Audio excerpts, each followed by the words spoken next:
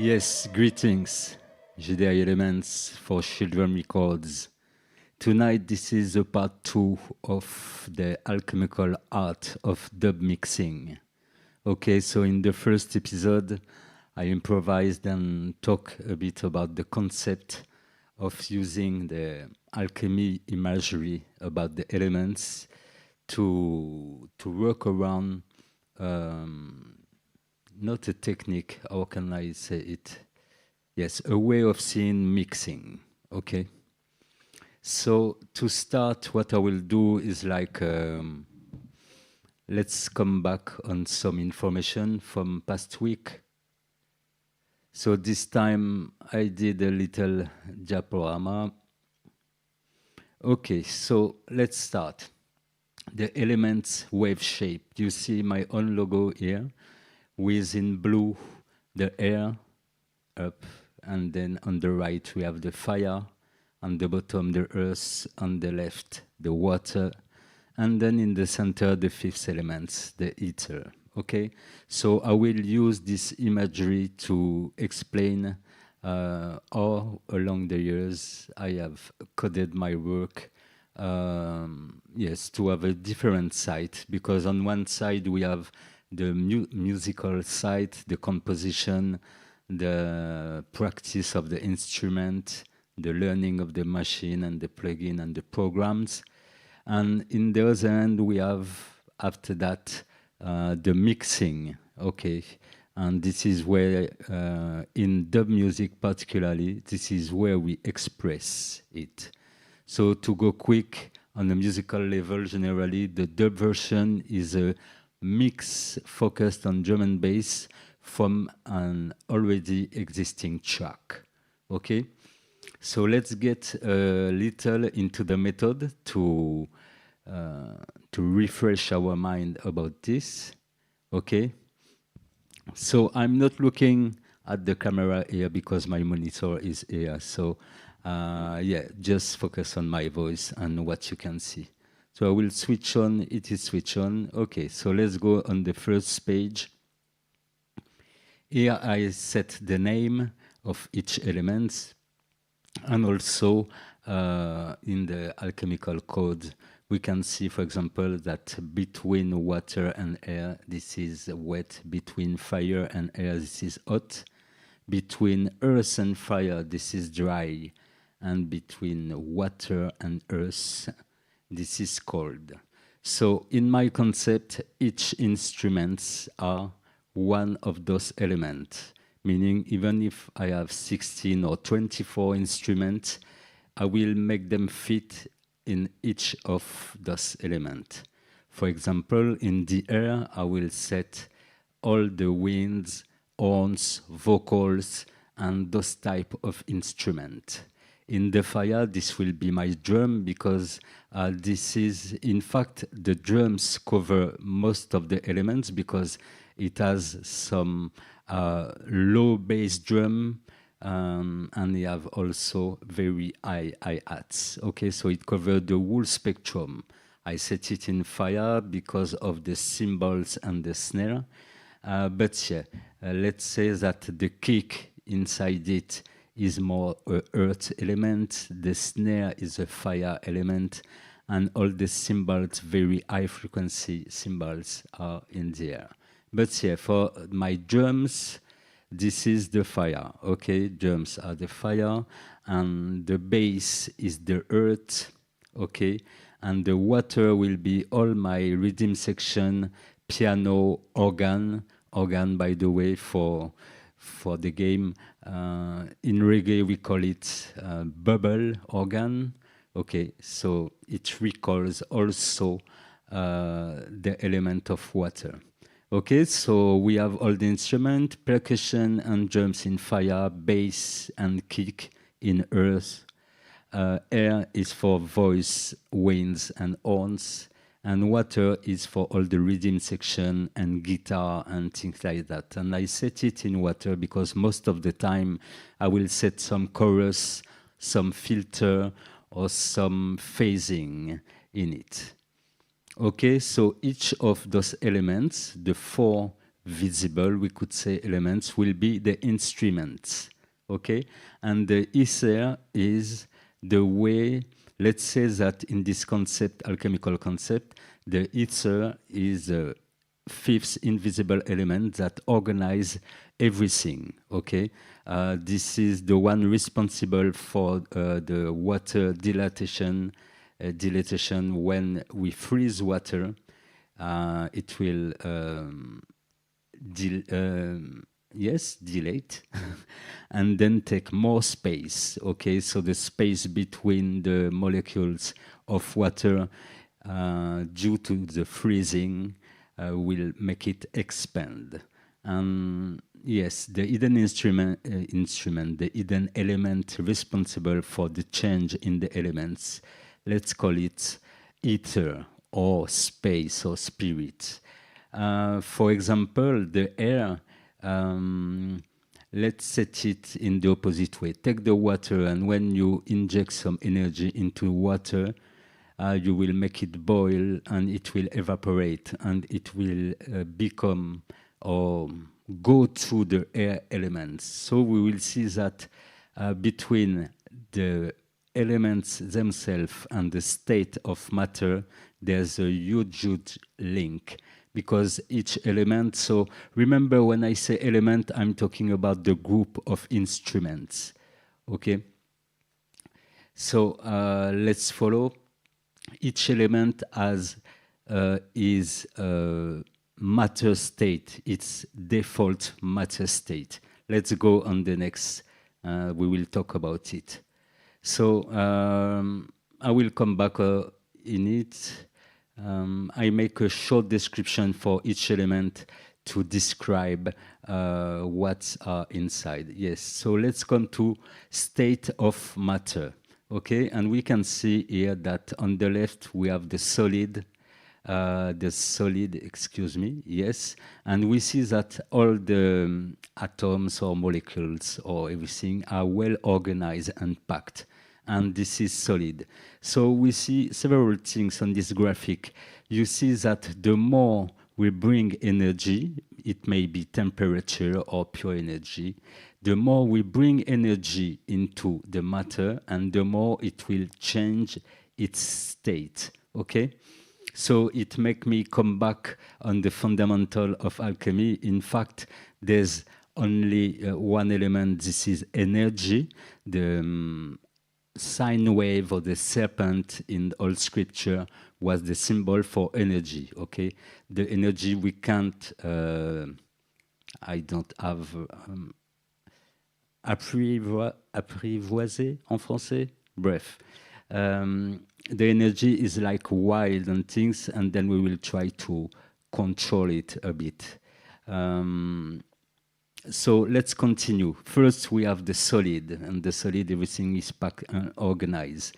Then if we put a bit of energy in it, it becomes liquid, okay? And if we add even more energy, it becomes gas. And if we add more energy still, it becomes plasma. Some people talk about a fifth state of matter which relate to something like that can be modeled, like a medium that can be modeled. But we'll perhaps come on that a bit later. So now we see that for those four recognized state of matter, we can link an element, meaning let's go for Earth, okay? The Earth, its default state, it's solid, okay? If you don't have volcanoes or a lot of water, Earth is solid. And in my instruments, my group of instruments, Earth is the bass and the kick. Why? Because these are the wavelength, the bass frequency, very low frequency, below 120. They use the physical to propagate, okay? Very low frequency, use the walls and your desk and your chair and your own body to propagate. So that's why it seems logical to put everything that the bass line, the sub-bass line, and the kick in earth. And this is what appears to us to be the most solid thing, okay? Because we feel it, really, we feel it physically. So in the earth, bass and kick. Then we have the water, okay? So the liquid state, this will be for the organ and all those type of thing. Then if we get into more energy, we get into the air, so vocal and horns and things like that. And if we add even more energy, we find back the ether. So as you see, I set the fire in between water and air, because perhaps there's another element state, but I was thinking that fire gather the two aspects of air and water, because if you want to burn something, light a fire, and if what you want to burn don't have just a minimum of water, it won't burn, because if there's even no water, this is already nothing. But yeah, and even in the shape of the flame, we can see water a bit by analogy. And the air, of course, because without oxygen and air, fire can't exist. So without fuel, or an air, we can't have fire. Okay, so quickly, now we have some elements and we have some state of matter. And for me, in my logic, state of matter will be the effects. Okay? The more solid effect, the liquid effects will be the modulation and things like that. Chorus, phasing, filter sweep, LFOs, everything where we will have some movement and wave.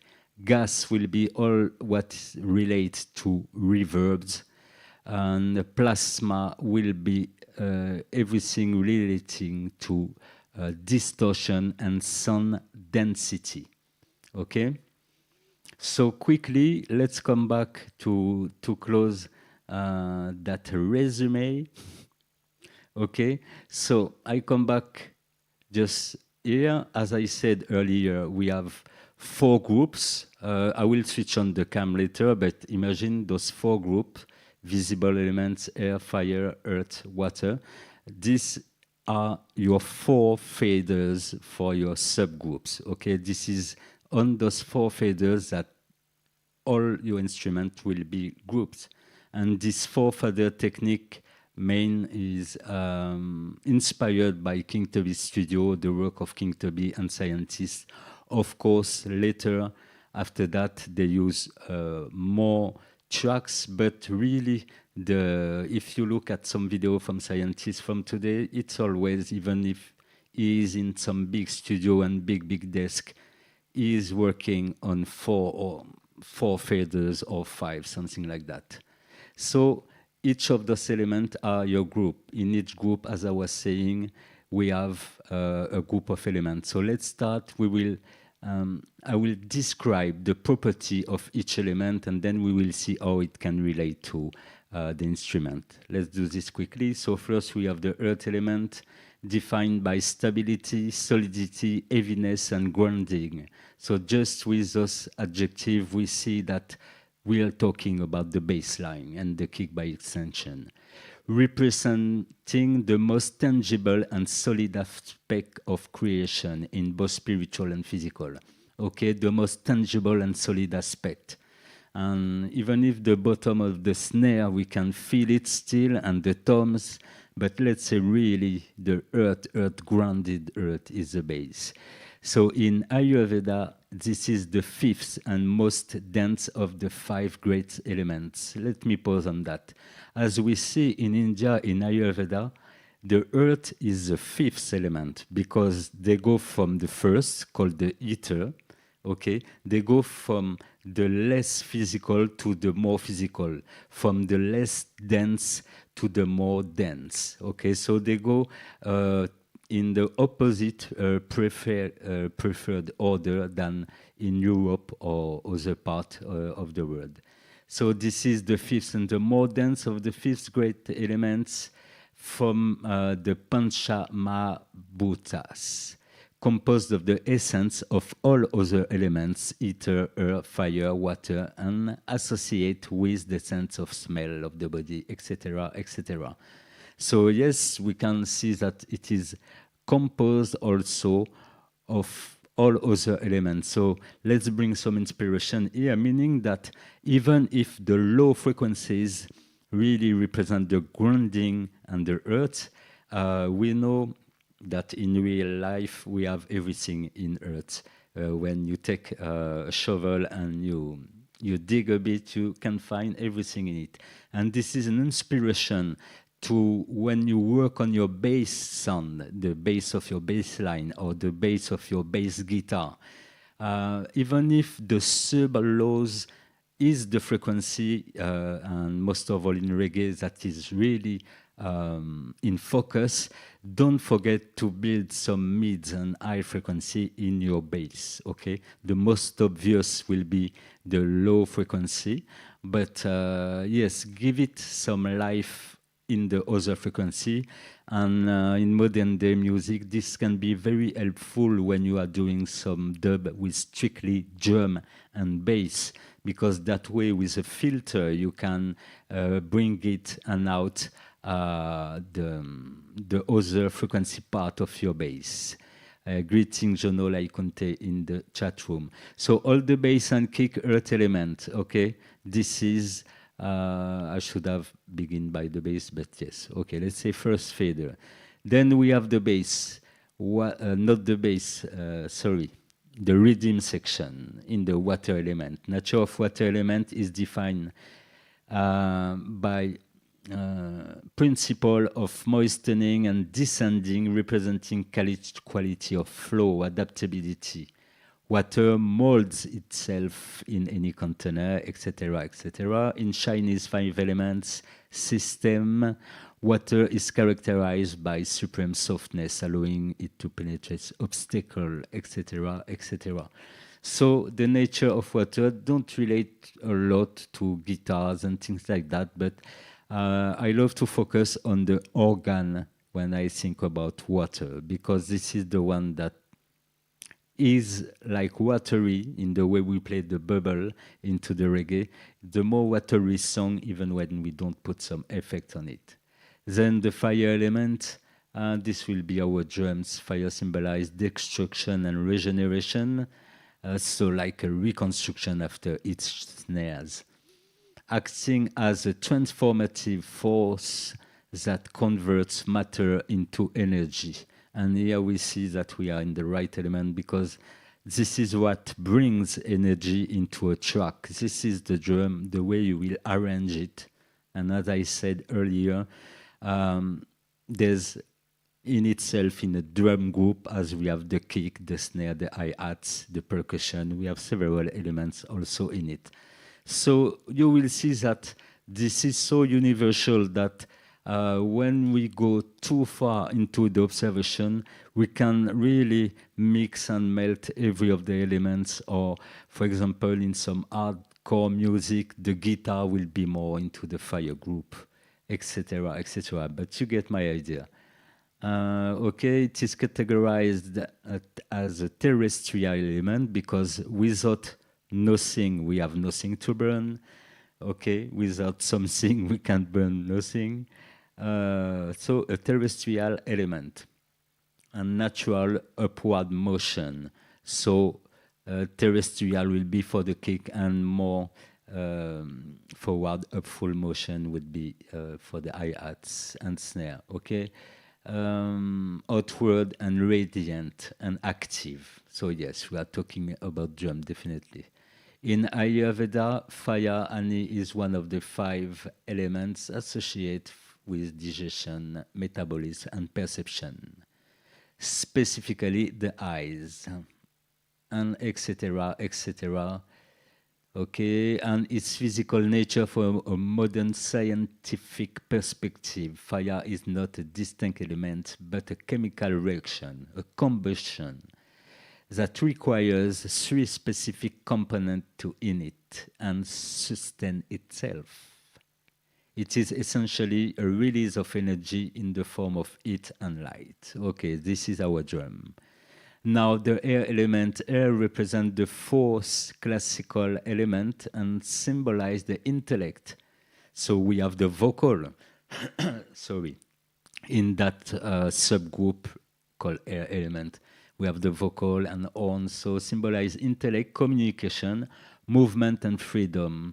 It's often characterized, sorry, as warm and wet, associated with the mind, idea, and the breath of life, prana, like the invisible force in Hinduism, the prana.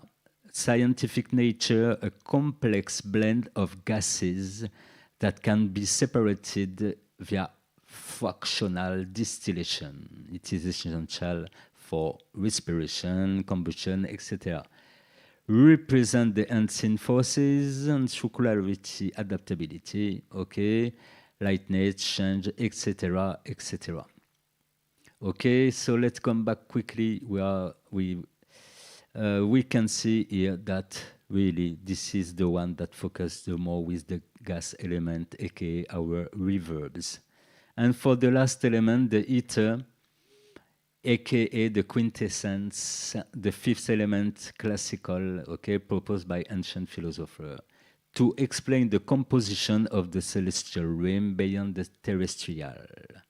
Okay, unlike the four earthly elements, which are mutable, corruptible, and move in straight line, ether is described as an incorruptible, eternal, and divine substance that naturally moves in perfect circular orbit. Okay, in Ayurveda, a similar concept known as Akasha.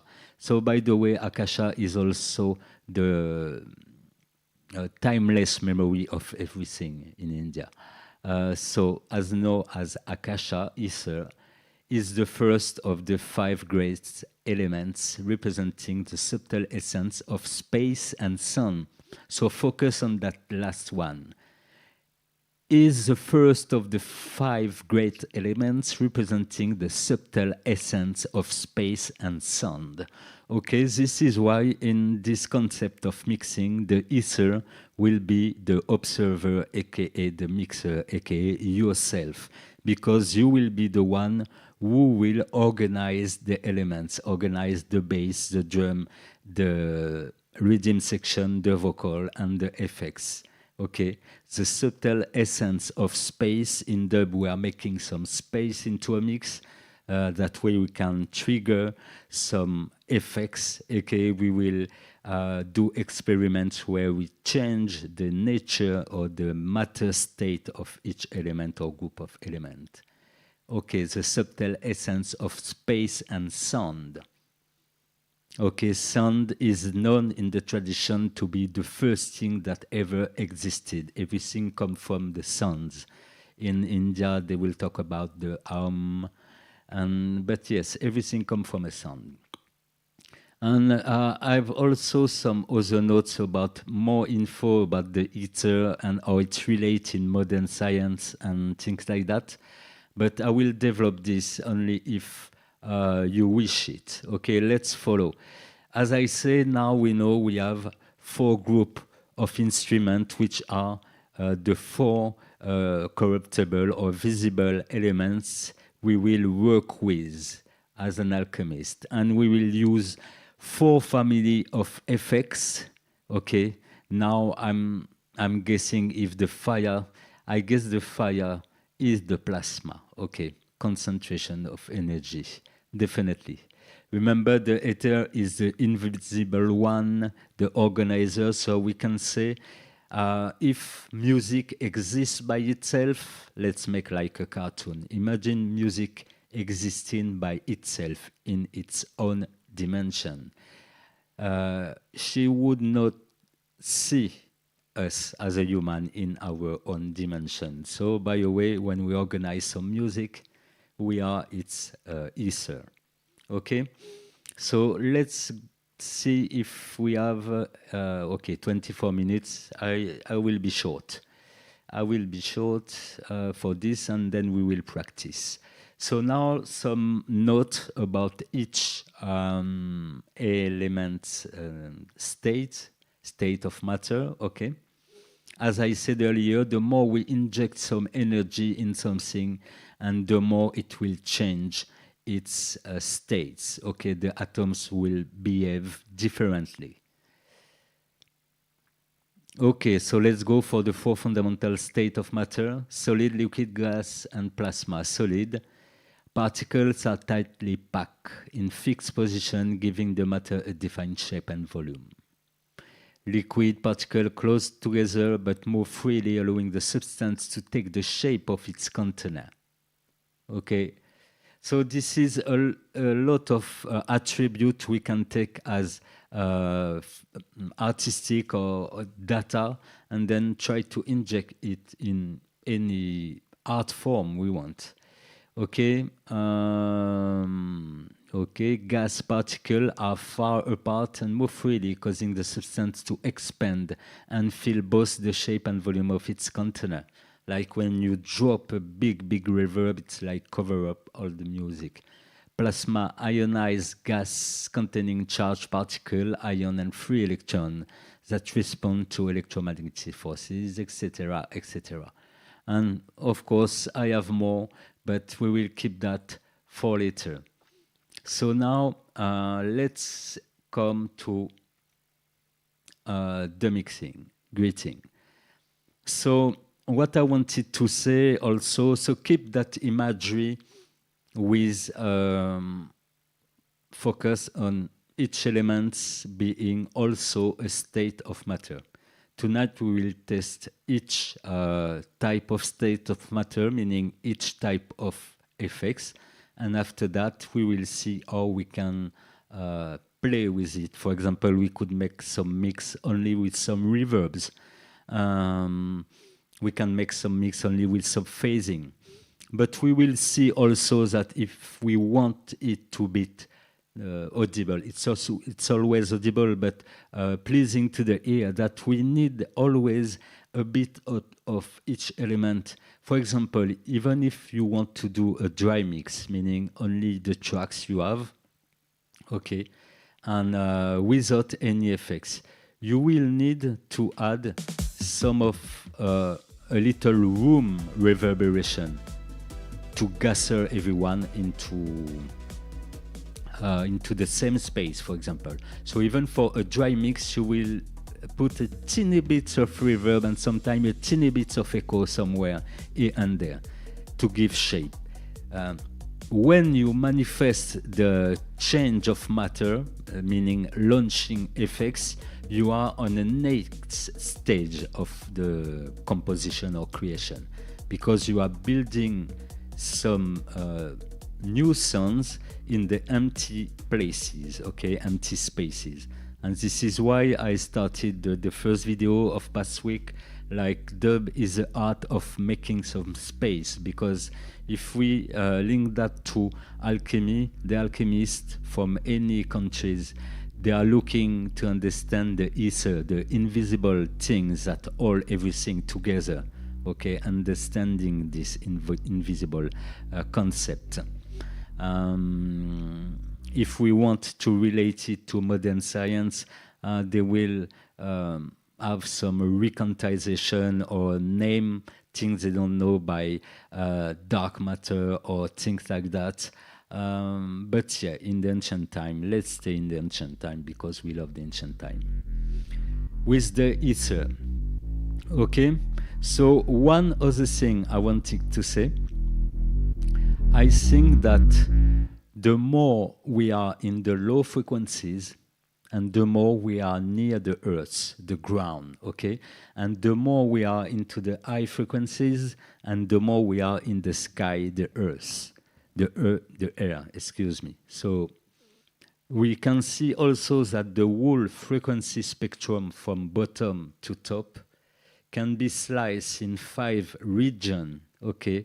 From earth, then water upon earth, then fire, then air, then ether if you want. Okay, so I talk about it because when you are using filter, you can have that in mind, that if you low pass something from an auditory standpoint, you will make the source sound near the earth, okay, on the ground. And if you high pass something very high in the speaker, sound will come from above, and in the ear of the listener, it will come from the top and from the air. So the whole spectrum can be, we can locate our instrument momentarily with filters and EQ. Okay, when you want to move things, EQ is also a great tool to relocate on a vertical standpoint your sources. Okay, yes, one or two concepts, and then I come on the technical side. Now I don't have a draw for that, but just imagine that each source, imagine the snare, even a source that is in the drum group. Imagine the snare as a sphere, okay? You have an invisible sphere here, and this is the snare, okay? And this sphere can move in 3 dimensions. So we already see the bottom top dimension, okay, crossing that sphere. And these are the frequency, the band pass, or the EQ, or the filter.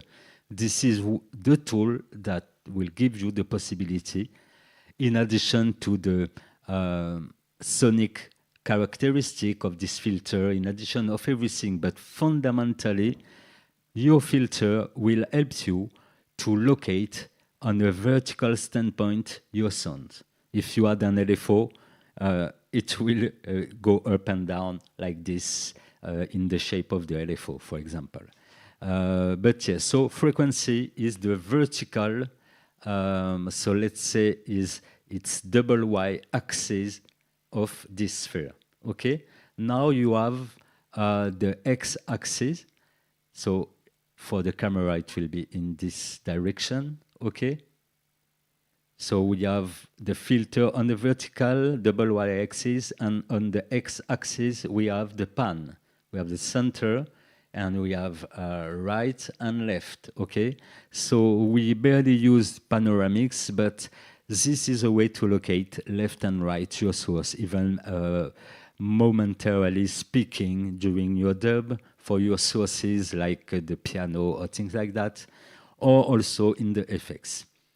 And then for the 3rd dimension of that sphere, so the z-axis will be simply the gain or volume, your fader, in fact, okay? So you see you have a sphere, and it can be moved up and down, left and right, and front or back, okay? And if you can move all those parameters one by one in a logical way, you can move and place and locate exactly this snare source in the 3D space, okay? And yes, today, PA, when we listen music, it's like we have a big wall of sound in front of us, even bigger than the physical speakers. So this can be a technique, an artistic way of seeing things to really visualize how far it goes. It's not just about the aesthetic or you find it sounding great, because this is some classical mixing. This is great, stable and classical mixing.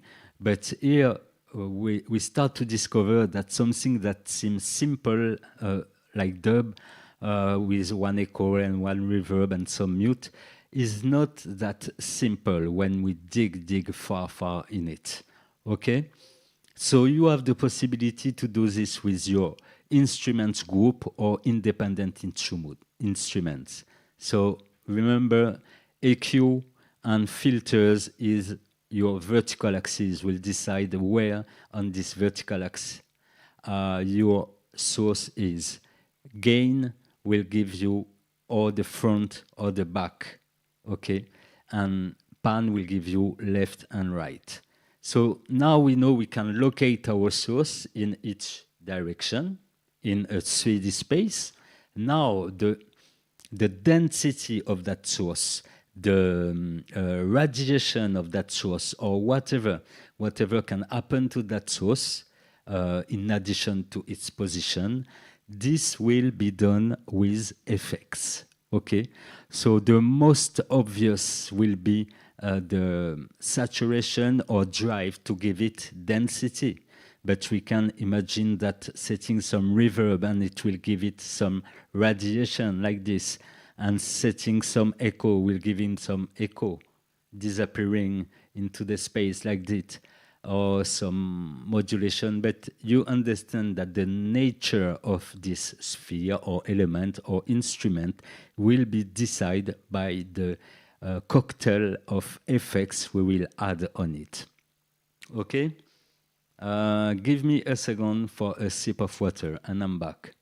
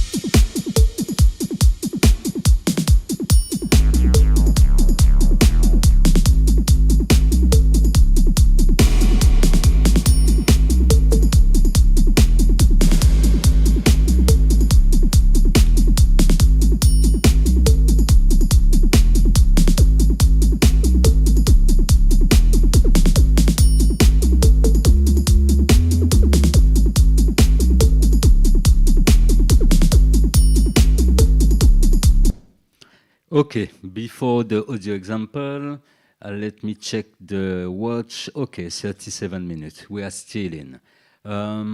Yes, I wanted to say for the first part, when I was making a recap from the video one, you can check also the video one of the alchemical art of dub mixing.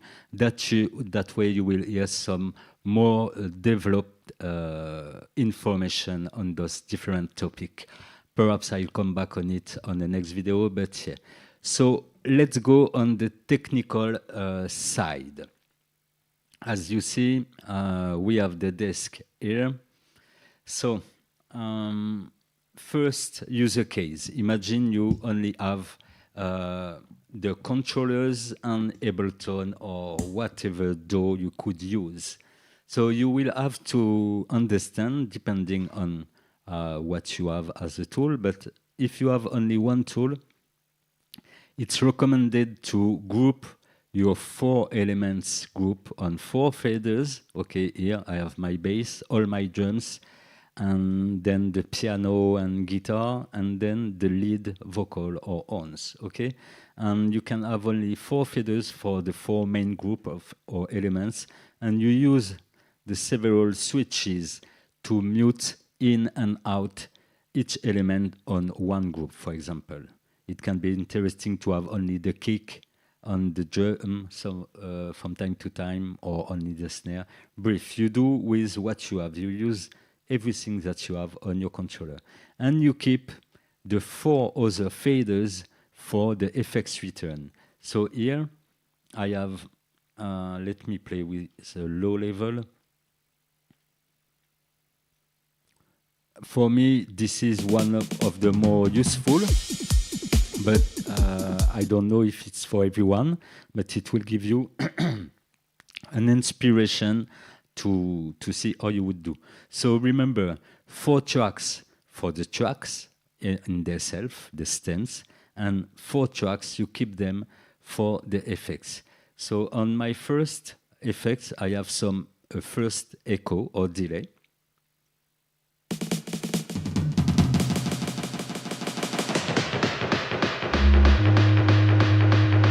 Okay. On my second one, I have another delay.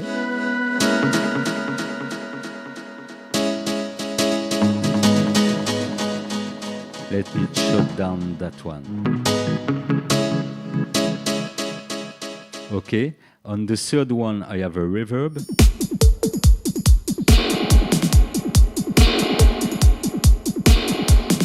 And on the third one I have, on the fourth one I have a filter.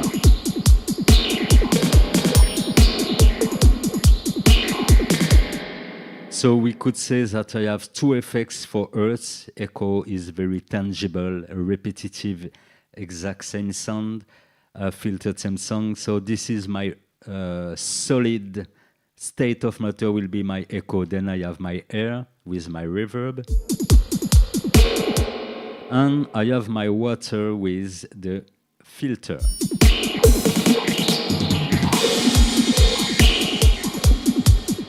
So this would be the minimum setup. The echoes are set up to be, you can see this on some of my other tutorials because I have some really detailed video about how to set up, but I will go quick on each setup. That way it will invite you to check my older video and check the one with more detail, because really I have perhaps 2 or 3 videos very detailed on that topic. So I go quick over it. For the echo, set it with your echo plugin at 0 feedback and re-inject into itself. And your fader will, you send your auxiliary into the same echo at unity gain 0 dB, and your fader will help you, will be the one. The more you add some gain, and the more you will have some echo. Okay. Then for the reverb, it's up to your choice. And for the filter phaser, the same way. Everything in 100% weight. So this was the first user case when you have only one controller. Okay. And if you need more controls, don't. For example, for the drum, we only need one echo. We don't need to send it into the 2 echo at the same time. So the second potentiometer can help you to reach another parameter. So you use whatever parameter you want here, whatever mute of the sources here, and then the effects. Okay. Now, in the case you have 2 controllers. Okay. In that case, each of those groups, okay, with the other controller, you can control what is happening inside each of those groups. For example, for my bass here on this fader, these are those 2 knobs for my sub bass on that first knob and my mid bass on that second knob. And then I have also a filter on my bass, a low cut filter on my bass. Okay, and those 3 parameters I link to my bass track. Okay, then I have the drums, and all my drums are here. Kick, hi-hat, snare, percussions. Okay. Now I use a few of the potentiometer for the volume of the percussion and the volume of some other percussion, which are linked to this snare. Then after the drums, I have the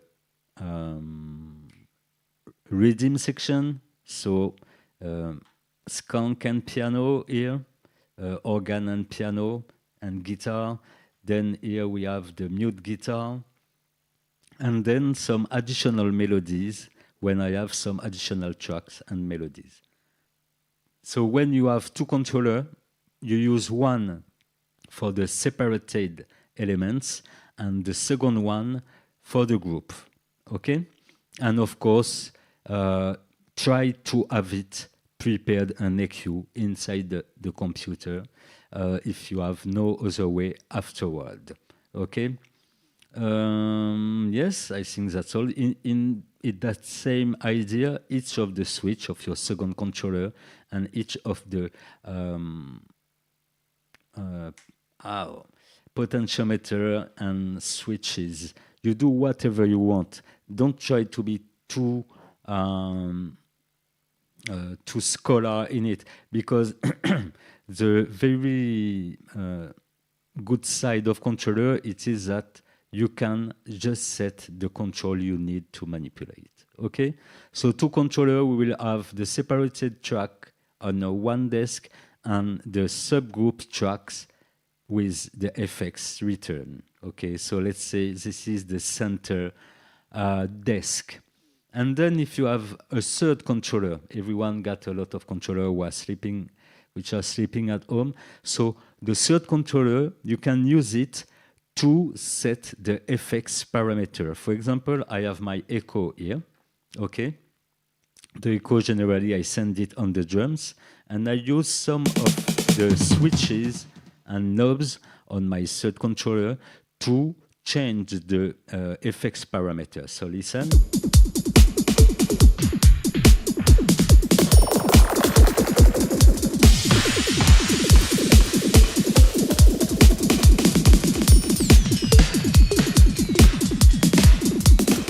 Okay, so a third controller, it can be very useful to have the settings of each of the effects.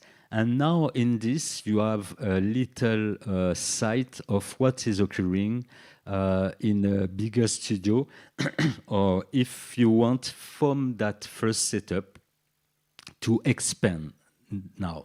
So now let's talk about the expansion. So last thing, the good point also of controllers is that you have all the control very close to you. In the studio, for example, if I want to hit the parameters of my echo, I have to be on the white box here. If I want to change the parameter of my reverb, I must be here, etc. Okay? So this is the expansion. For those of you that, in addition to the computer and Ableton or the thing, have a bit of outboard gear, okay? Let's say you could have, let's talk about the desk. You can have a desk, even a small desk with 8 track or 12 track, just what you need. Greetings, Nicolas Guilbeault, big up. So just what you need, even if you have a small deck, you can do big things. So small mixing desk or big, you will use it to send the output of your sound card on several tracks, okay? And on those tracks, you can use the panoramic during your mix. You can use the EQ. As I said earlier, EQ and filter will decide the vertical position of your source. So imagine now from your computer you have set the best balances between all things and the best EQ, and everything is righteous from here. So in that case, when you send out even 4 separated tracks like this, okay, this should sound very great if you again stage your analog desk, okay? So now, when you have set everything, of course, we want a desk because we need to put a lot of effects returns and things. I set the EQ for the vertical position. The pan pot or balance will be for horizontal position, left to right. Okay? And all the effects will be for the nature of the sound and how we will change them. Okay? And all of those auxiliary sends are sent to your echo box, phasing or reverb in your studio. Okay? So now just imagine you don't have even a mixing desk, but you have some effect. You can also use an output and an input from your sound card to make an effects loop, and everything will be controlled by your controller. Okay, and yeah, when you have this extension, you have the possibility to have other effects set up, not the main effects, but some effect you could add during different mixes. And yeah, that's pretty all. some noise box, siren, and things like that. And also, you can't see it, it is off screen, but there's another controller, like a pad controller, and this pad controller, I use it to trigger some other specific effect on each of my group. There's a looper and a slicer organized in Ableton. But also, this concept of slicer and looper has been described in another video, and it's also available on Shieldrum Records Patreon. You can find the Ableton project with those specific setup of slicer or repeater per track. I just demonstrate, you just see me it off screen, but I'm using this beat repeater grid. Here I'm on the slicer. So for the slicer, let's try on the bass.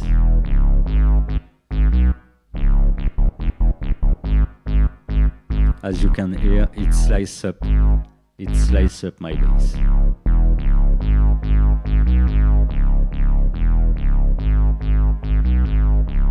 Okay, now let's talk about the repeater.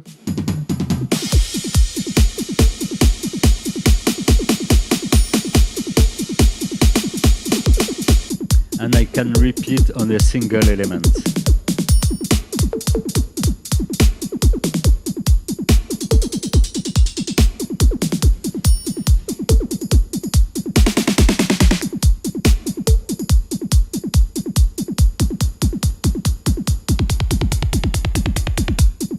Okay, so yes, on the next step you have more tools, and you will try to use most of them.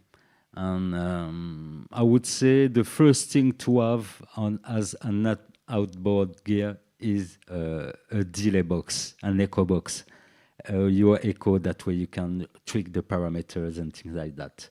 And then other like reverbs and things. But it works if you never did this, like sending your signal to external effect and bring them back into the sound card and into the Ableton project. Don't fear about doing it, because it works very, very well.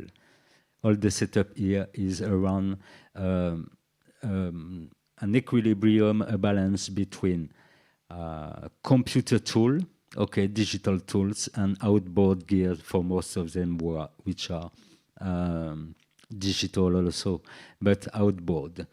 Okay, I'm reading the chat. If you would do a feedback loop with your analog mixer, how would you set gain stage of aux master level and the gain level of the return channel? So, first,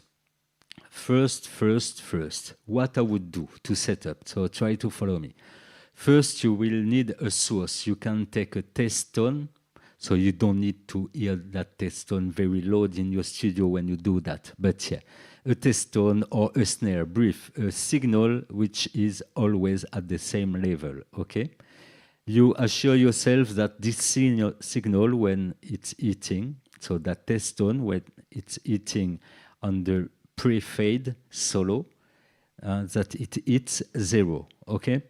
This is your source. Then for your effects, you will first set your, how you call it, auxiliary master level. You will set your auxiliary master level at unity gain first. Even if you move it after, set it first at unity gain, okay? So now we have our signal at 0, going at 0 with the aux, okay, unity gain at the aux, and at 0 on the master aux, okay? From there, imagine your effect is here. You will listen the return of that effect in bypass, okay, listening only to this, and it must display 0 in bypass, okay? So this is the first stage. Of course, to reach the zero of the output of your effect in bypass mode, you will use your gain, okay? So you will gain it until the output of it display 0. You can go above, but 0 is just to understand that you will have the same, really same measurement at the source, at the aux level, because you can also solo the master aux, so you just verify that it's at 0, and then that your return here, you gain, it's also at 0, at the PFL, okay? This is with the effect bypass. From now, you switch on your effect, and if something change, when you will switch on the effect, the only thing that can change is the output level of that effect. Because before that effect, the source is at 0 and the auxiliary send it at 0. You follow me? Yeah. So when you switch on the effect, if it displays more than 0, you will gain down that effect to go around the 0. Okay? And it is good to do your set like this, because that way you don't think too much. You just set everything at 0. And after that, during the mix, you can bring it up or down. And one more thing for the aux, master aux. If you hear your sound driving too much in bypass, or when you switch on the effect, it is that your effects don't accept a big 0. So this is when you will reduce a bit your master aux setting. Okay? Give me a 1 if you understood what I said.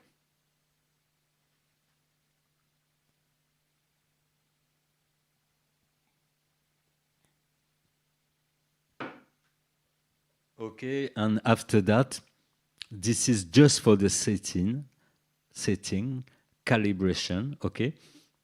But during the mix, follow your ears, simply by deciding if that effect will be a mashup effect in the front of the mix, or will it be an effect that will just decorate the track, and then this is where you will play with your fader. As I say, the fader is the parameter that will bring the sound in front of you or back, okay? Okay, now we explain that.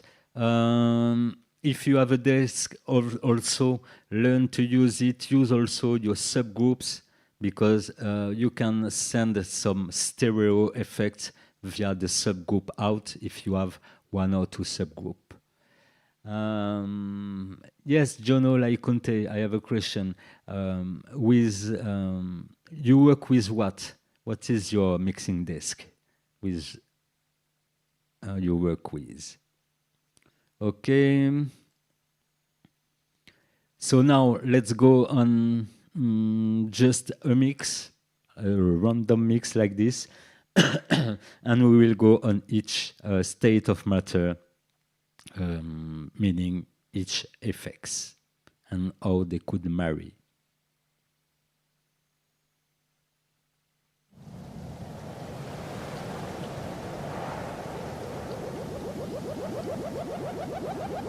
Yes, very great, Jono. Same way here. This is also a Mackie. So they are pretty stable. Very great. 20 channel. Very great. So yes, you have some room. You can do a lot of things. You also have some subgroups, I guess.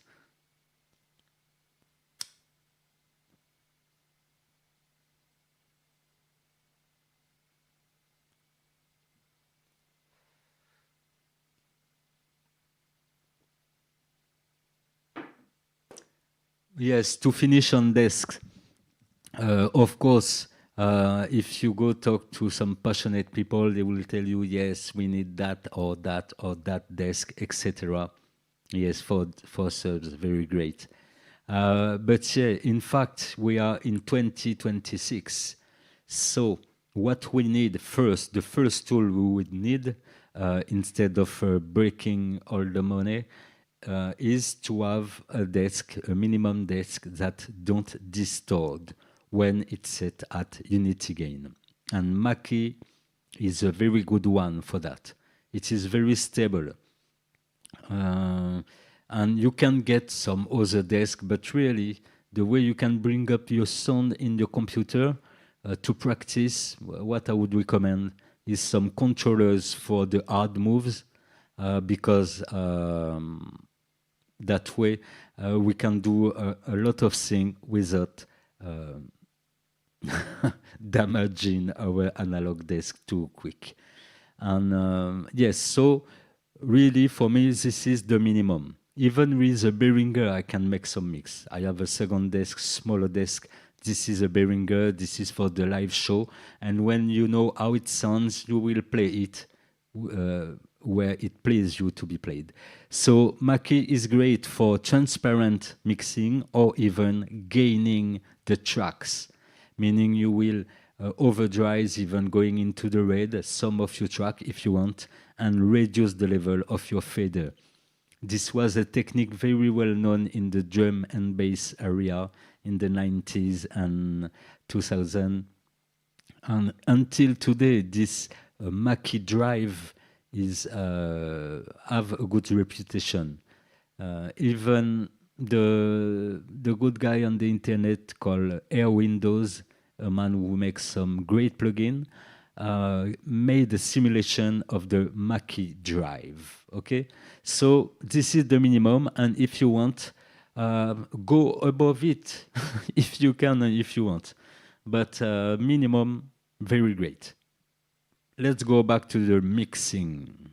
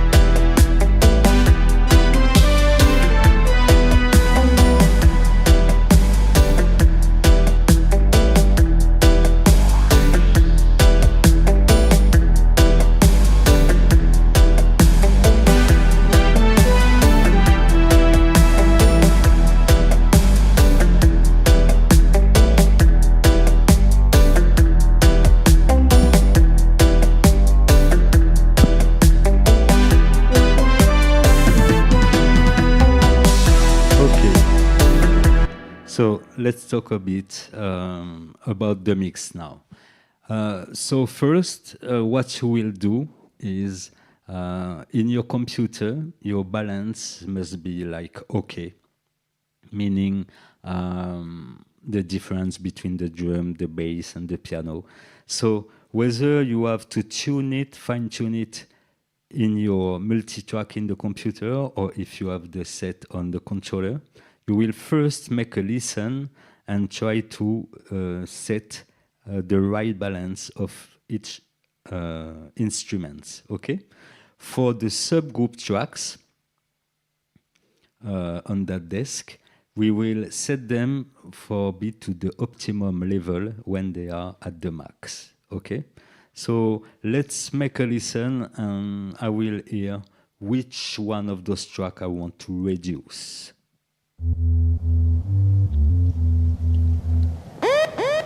By the way, the track is called Airwave, a next unreleased track from myself.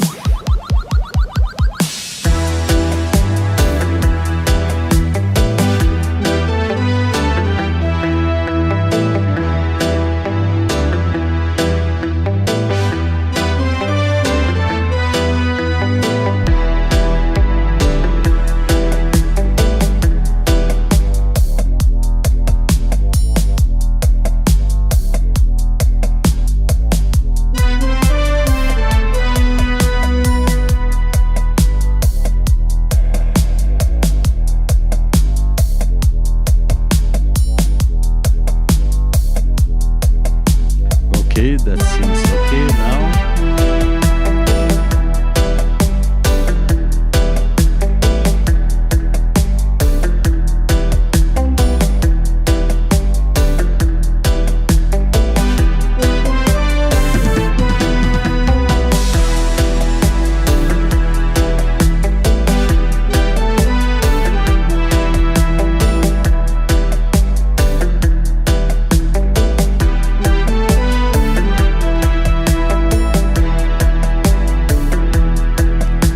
So what you will do to fine-tune it even more, when you think you have reached the good balance, you mute some of the instrument one by one, and you try to feel if there's a big void when you remove them. Normally, when you remove an instrument, the feel you have in your music should not be a big void when you remove something. A little void. We need a little space coming. This is when you will see that each instrument are at the right level. When you punch them in or out straight with the mute, it has to be logical. So this brings us to something that we could say, this is not a norm, this is not whatever, this is just my own thought of it. So in bass music, of course, the drum and the bass will be ahead in the equation, okay? And all the rest must be at the right level, but when you remove them from the mix have to continue its groove, okay, whatever happens. So very important in the drum composition and bass composition to work the groove on that. Okay? Let's come again.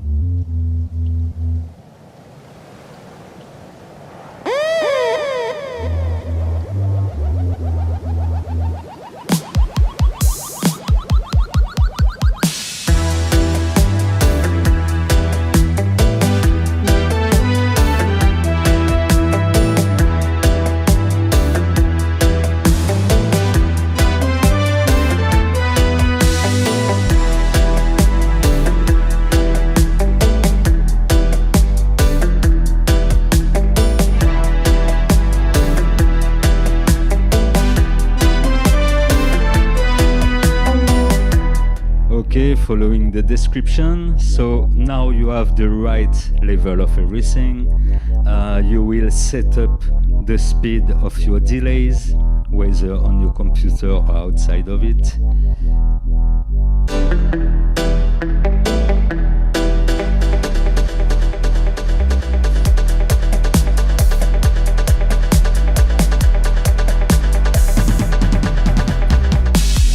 Okay, you have set up your delay speed.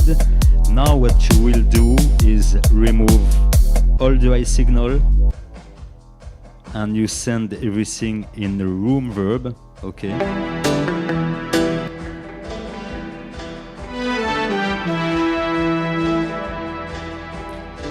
So what I call a room verb, this is a short verb.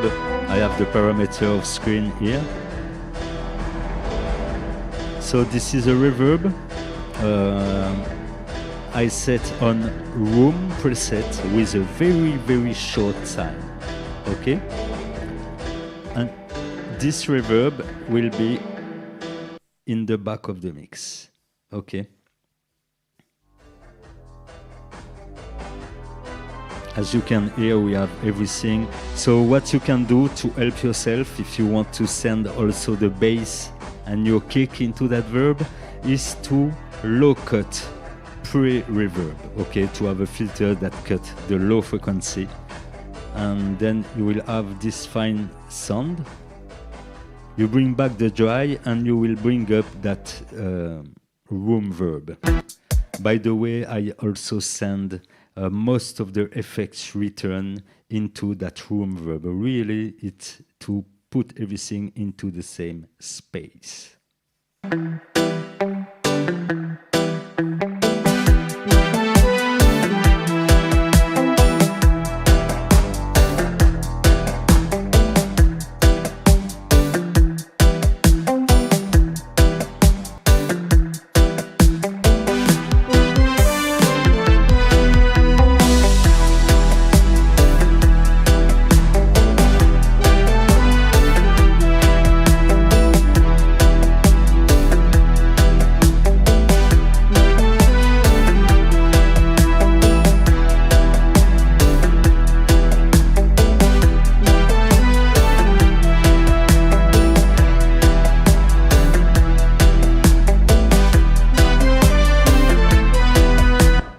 Okay, and as we are into the modern day, you can also have different room verb. For example, for pianos and things like that, the tail of the reverb can be a bit longer, even for the room.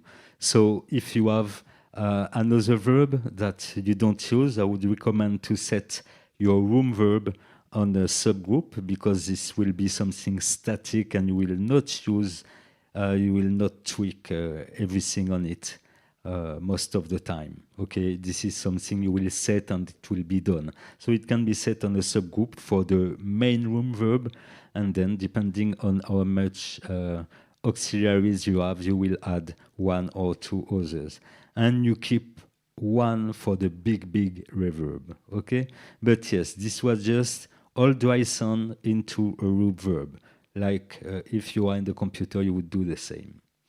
And the way you can know or feel this is the good setting, you must hear it distinctly, but when you mute it, you will hear like dryness. So let's try to set it right.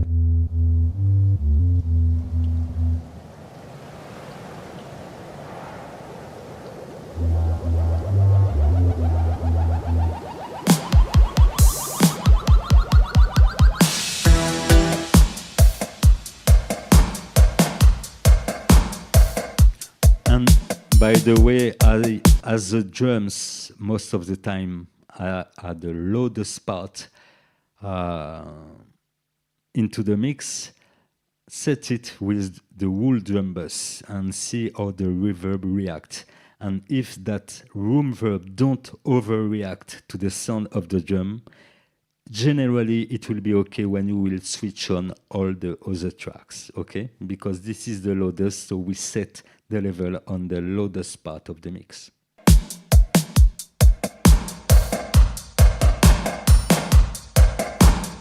I can change the input filter.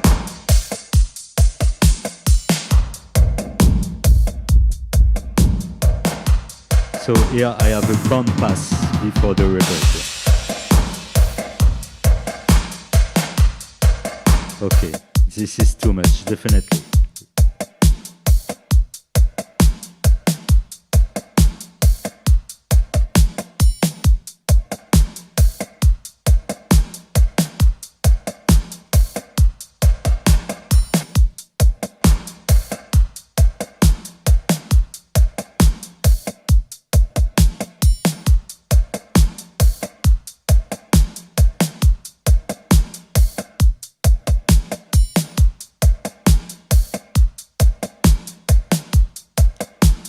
And after that, to be sure, when you find the sweet spot, just bring it out a little bit, and it will be okay.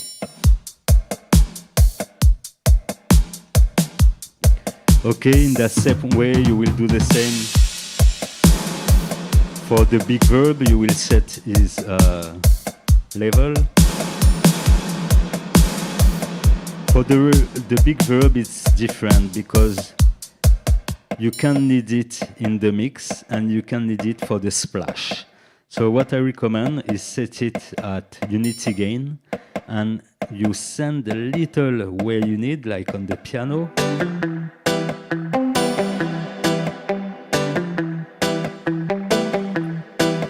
Just a teeny bit. And when you want to send some reverb splash, you will go until 12 o'clock on your potentiometer, because this is unity gain. So around the mid position, it's unity gain, and you can be a little above if you want to drive your effect. Okay?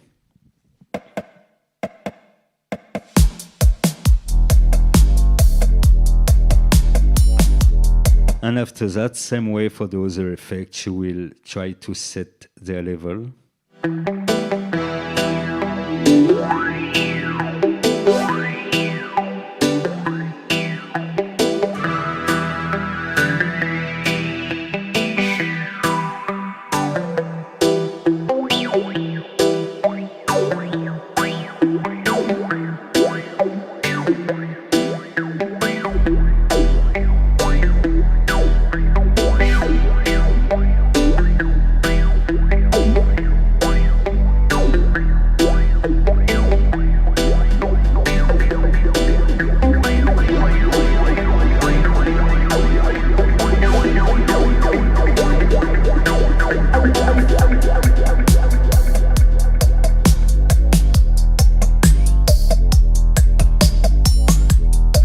Okay, another phasing.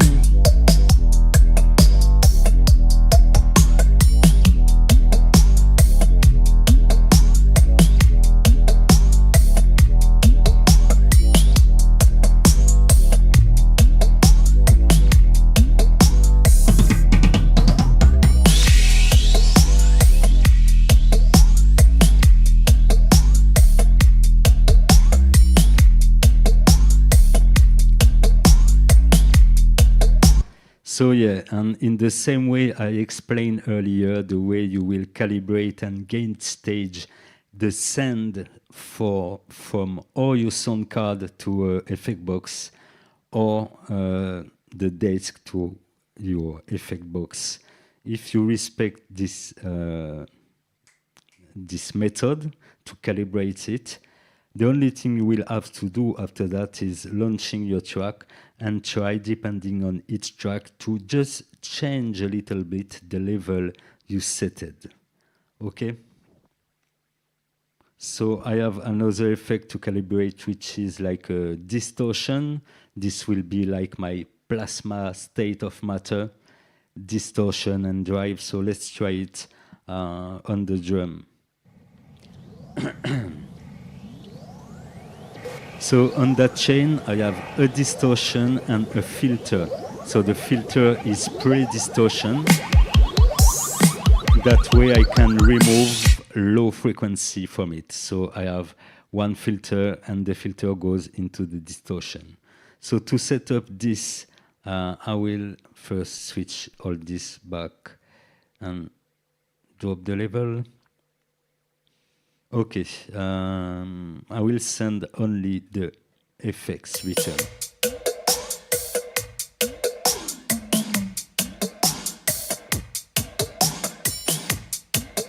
So I filter it, and then I can drive it.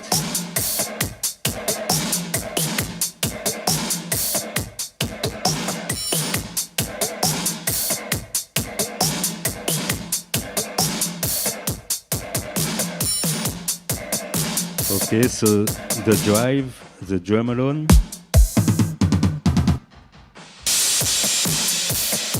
The drive, and then we can move the input.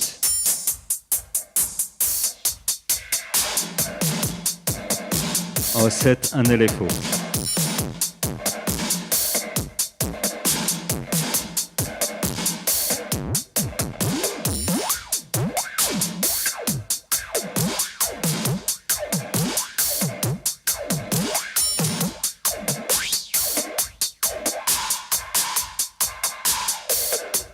And with the original drum, without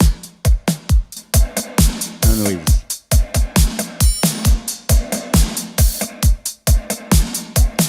Okay, and in the same way that you can send all your effects return into a room verb, in the same way you can send them also in some other effects, okay?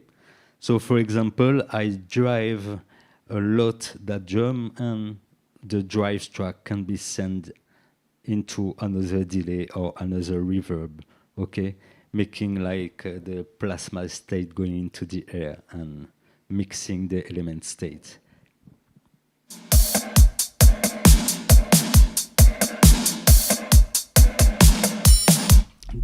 Drive can be interesting also for the bass.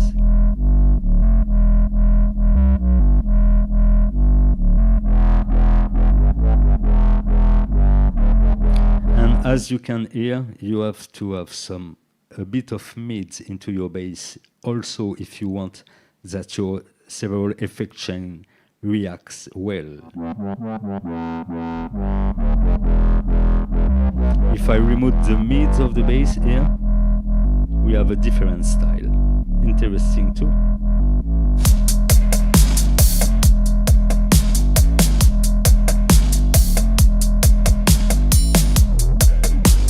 And if we bring the LFO from the filter,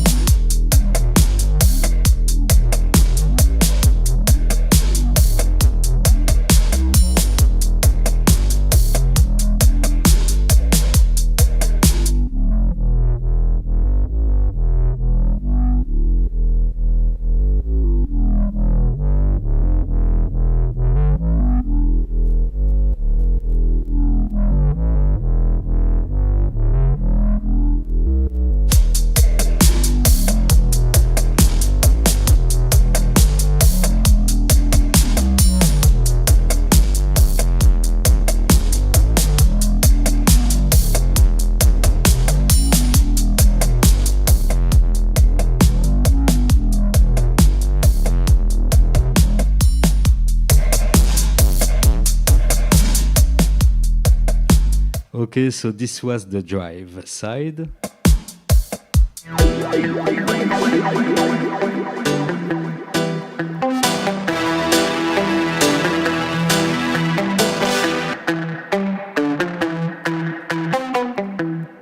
Without the drive and with.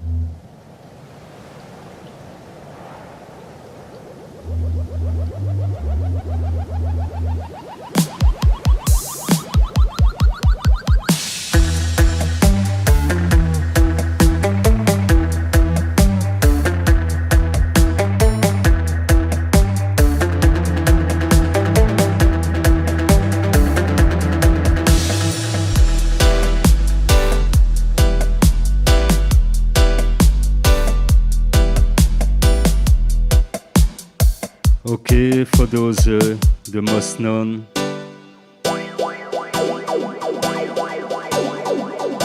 So it's always good to have a drive in your setup. That way you can sicken any track by that technique.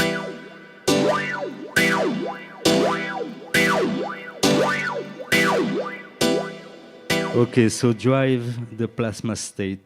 Let's go into the era.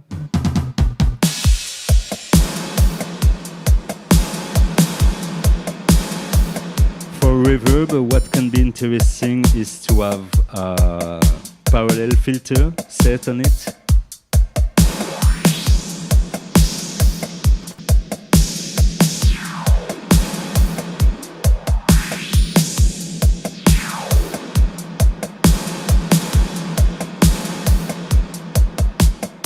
Okay, a parallel filter will be like a filter on FX send and return, or a subgroup, or whatever.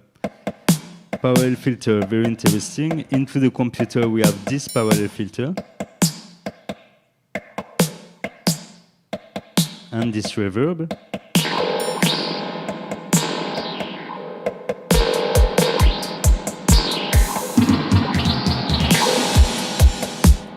So you get the idea.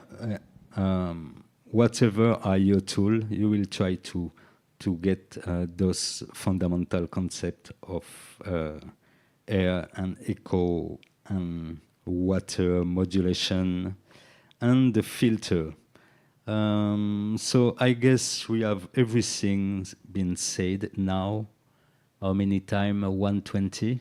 So I will leave one track running and do some different tests of mixing, focusing on some of the effects, reverb, and sometime I will focus on echoes.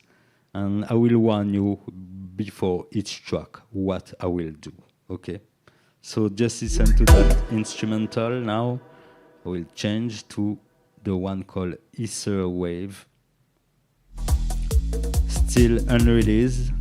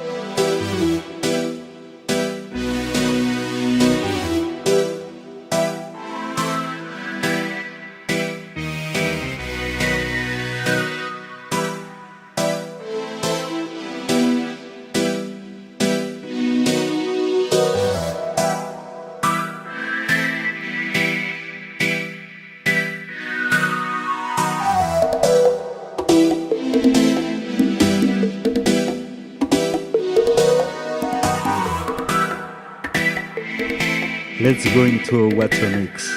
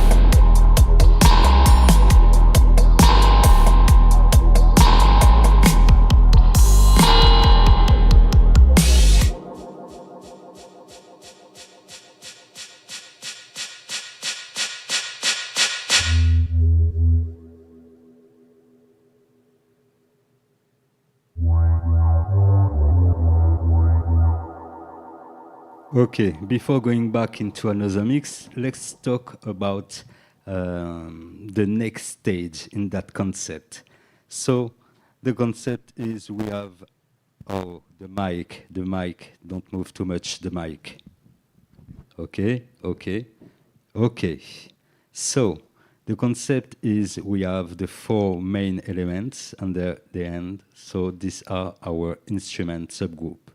And with the effects, we will change the state of matter of each of those tracks. Okay?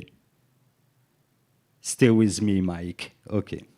So we will do the test on the bass. This is one of the tracks we barely process generally. So this is why a good idea to have in front of each of your effects, whether it's in Ableton or in the real life, to have a low cut filter and removing the subs from the pass to the effects. Okay. So I will describe as I launch it. So first we will send that reverb. We will try to send it into the air.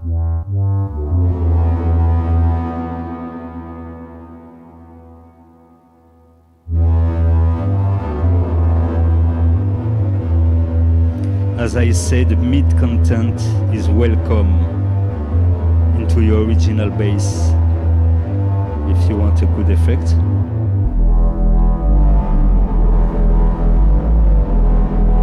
So this is in the big space verb. This is the smallest one. The room verb, so without nothing. Okay, and the big one. So I have no low cut on my echoes, but if I remove my sub a bit,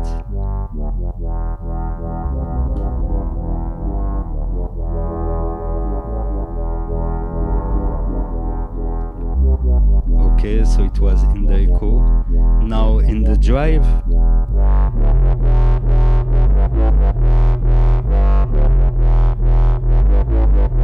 okay, and it can go into a modulation.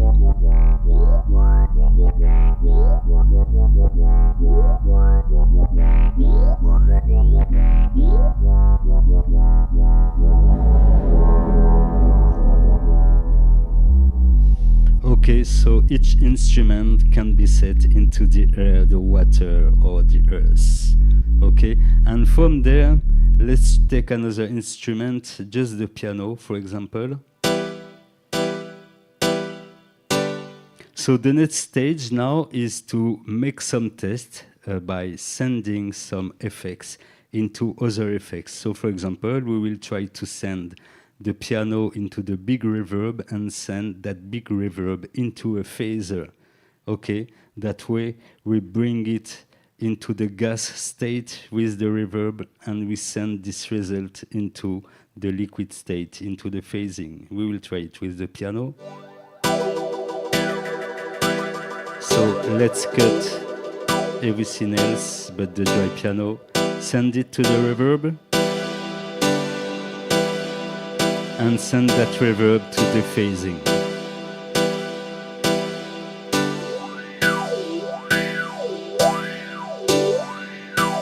And if we want to hear that only, we will remove the dry signal of the reverb, the main signal of the reverb, to have just the result of that chain effect, meaning sending first in reverb and then into the phaser.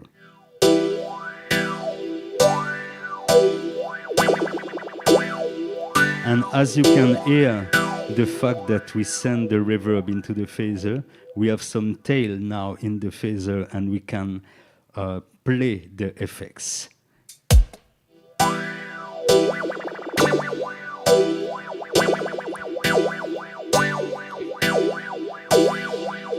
Now, to give you the other example, I will remove that reverb from the phaser and just send the piano directly to the phaser.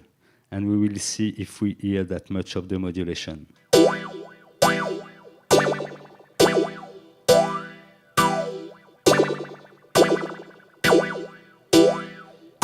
we hear it, but the tail is less long.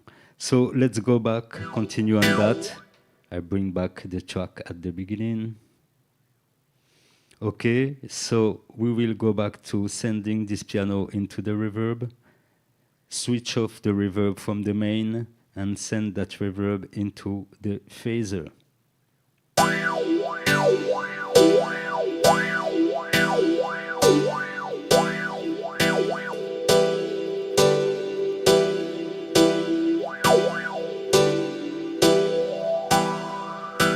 A slower phaser, and then we can send some blips of this result into the echo.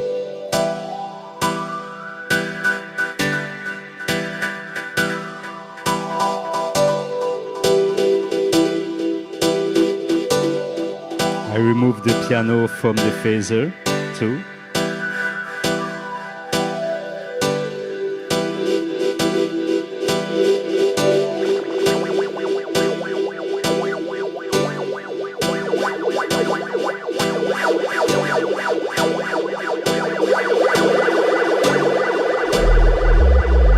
So as you can hear, it will result on a more ethereal echo when you will send on the reverb. Okay, so sometimes it can be good sending the piano into the reverb as just a blip of that reverb into the delay. Oh, my mic, don't let me down, please. Okay. Okay, so in this same logic, we can try, for example, sending one track into the echo, the delay, and sending this delay into the phaser to bring some animation to that delay. Okay, let's try with the drum. Let's send those drums to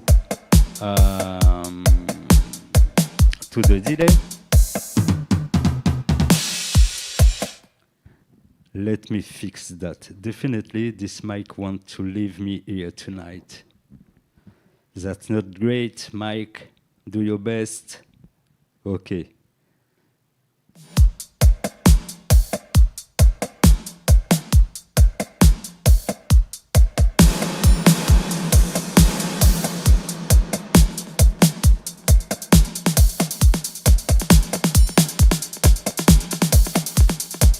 Okay, the drums are in the echo, and we send the echo on the phaser.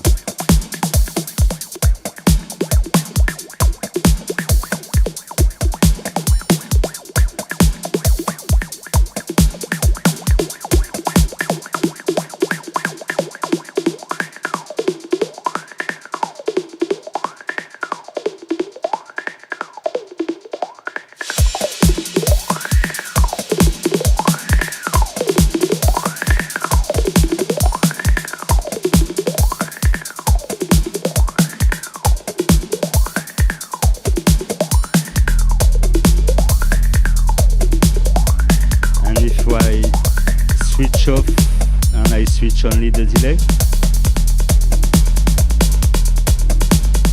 As we can hear, it's more in front.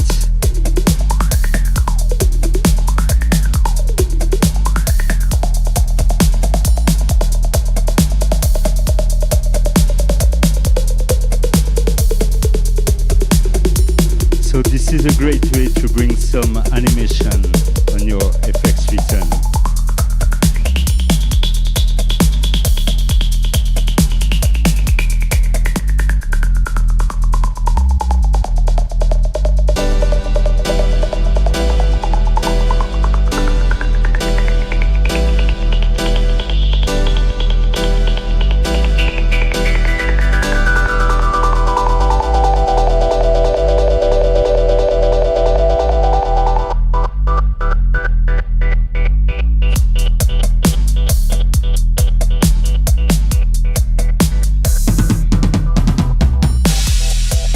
Okay, and the way you heard the effect show up like this, it is because this delay is feedbacking into itself.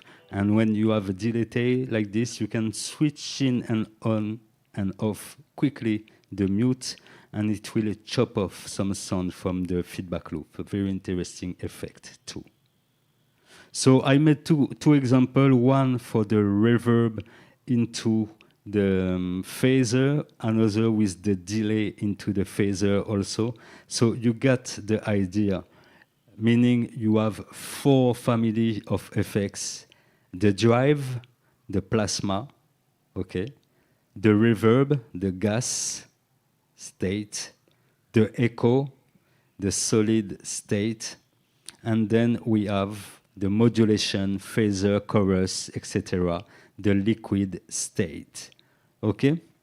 So with those 4 family of effects, you will choose which one you will bring into which one to have different result. And what's great on a desk, it is that you are like a guitarist with, the stomp rack with a lot of stomp. And to have and to achieve their sound, they have to choose in which order they will set their effects once and for all. But with a mixing desk, you can choose with 1, 2, 3, 4 or more effects, choose in which order all the effects will go into one another. Okay? So, of course, all this is not needed in all mixes. All mixes don't need all this advanced routing. But it's great to have it in mind. That way, when you come at the dub stage, you will try to focus on one side or one style of the mix. Okay? So from now, I think I've talked enough for tonight. I will make a few dubs without thinking too much about it. Perhaps first make a mix which will go into the airspace, meaning I will try to use only the reverb, and the other effect will be there, but really back into the mix, just to give a shape to all the music. But the main star of the mix will be the reverbs, the plate reverb, the normal reverb, the short, the long, and we will see what we can do. Okay.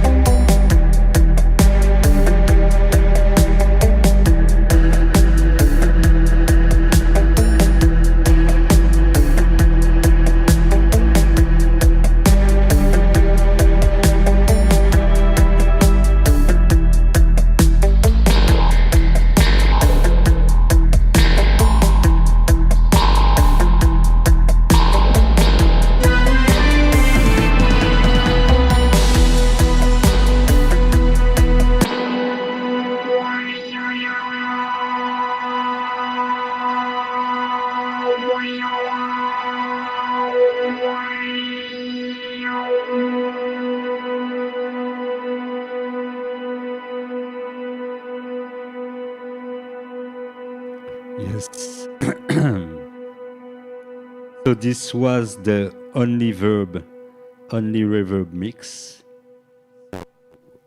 Oh, that mic, sorry for the...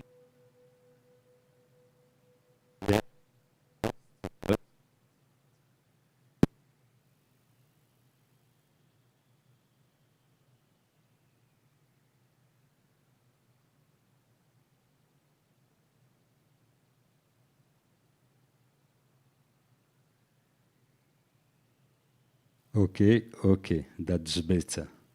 Okay, so it was for the, let's say, gas state mix, only reverb. Let's go on another mix, and this will be strictly echo, all shape, speed, and form of echo on the same track.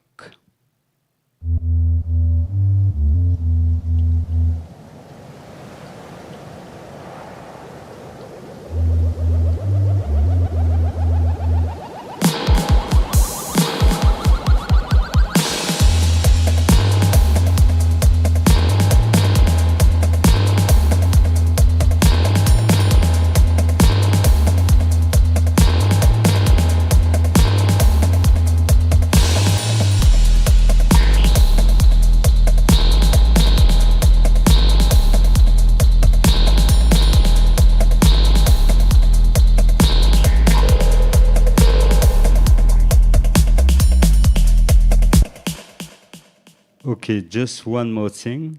As you heard on the reverb mix, you will use some filter or EQ to shape those reverb to have different tones and reach different results. So when you work on a single effects, don't forget to have a filter or something on the path of that effect in case you want to locate it in another place of the stereo field. Okay, and even if you have no filter, just use the EQ from your desk or the EQ from your Ableton setup. Okay, so only echo mix. Let's say this is a solid state dub of the track Airwave.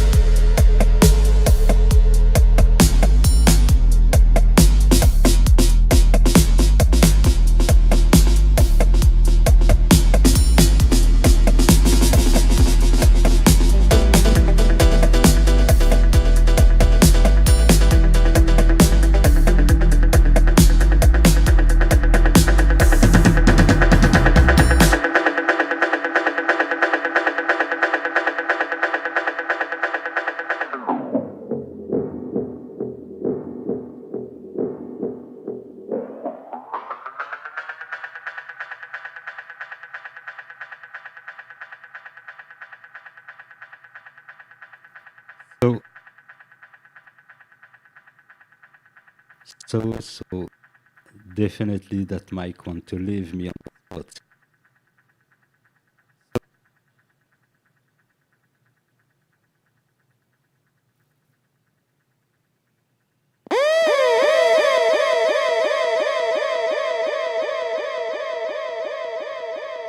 Okay, okay, this is back.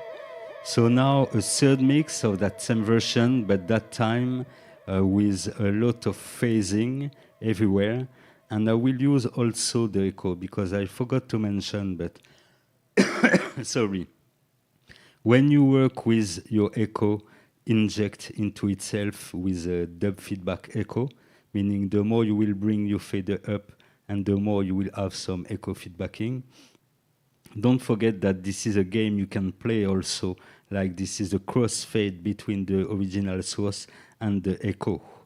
So during that phasing or liquid state mix, focus also on the work of the echo here and the dry sources.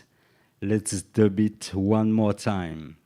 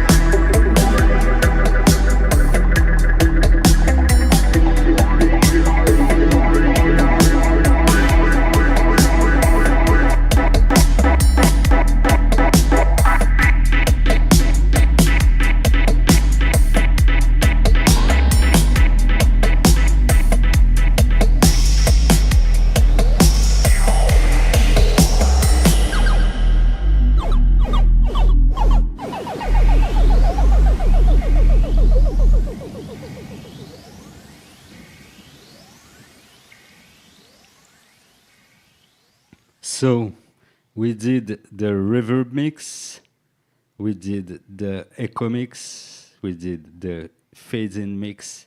Let's go for the next effect, which is the drive. Drive and helped by a filter. Okay. I will fix that mic for the next session. Promise. Okay. And then the next one, yes, will be about drive. So focus on the drive. I will use most of the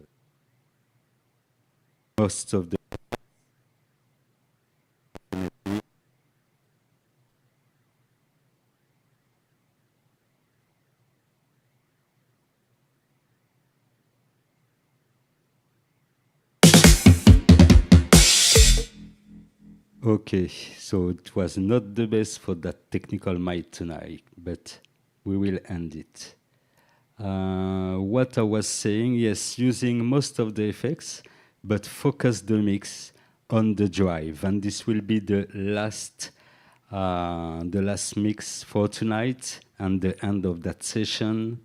So if you want to know more or have more information, don't forget to link up the Shieldrum Records Patreon. Okay, you've got a lot of information, content to download, etc., etc. And more detail on all this, there's a lot of video on the YouTube channel Shieldrum Records. So let's go for this last mix with the plasma state, aka the drive, helped by the other effect, echo, reverb, and modulation. And this is the last talk because my mic is now sleeping, okay? So thank you for following, and we'll meet on the next live. Last mix.